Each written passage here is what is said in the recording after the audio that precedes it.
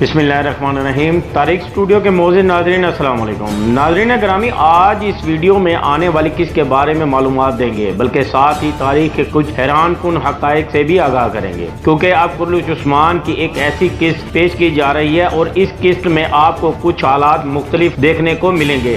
इसमें दुश्मन दोस्त और गद्दार जो दोस्ती की आड़ में छुपे हुए हैं, सब राज खुलते नजर आएंगे। यकीनन इसमें कोई शक नहीं कि उस्मान बे को अभी मुसीबतों और परेशानियों का सामना करना पड़ेगा, लेकिन उस्मान बे के लिए ये मुश्किलात आर्जी तौर पर होंगी और आप आगे नई आने वाली साथ में उस्मान बे की ताकत में मजीद इजाफा देखेंगे। इसकी सबसे बड़ी वजह मिखाइल कोसिस उस्मान बे के साथ होंगे। इस हवाले से अगर तारीखी बात करें, जिसका जिक्र तारीख में मौजूद है कि मिखाइल कोसिस जो एक बहादुर बाज़ंतीनी कमांडर थे, मुसलमान होने के बाद अब्दुल्ला के नाम से जाने जाते थे।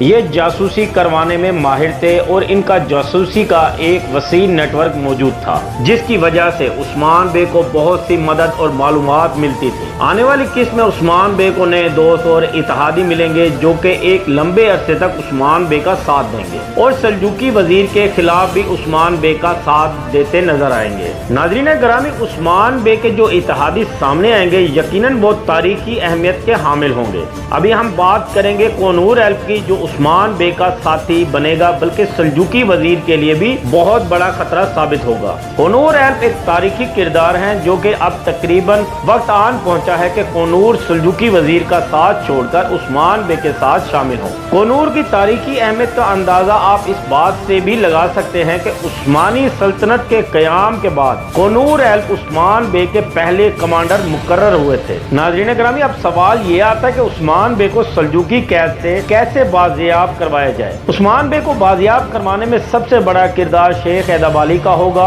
और ये भी मुमकिन है कि गुंदूज बे भी शेख हैदर के साथ मिलकर सुल्तान मसूद को कायल करने में कामयाब हो पाए, जिस वजह से उस्मान बे और इसके साथियों की रिहाई मुमकिन हो सके।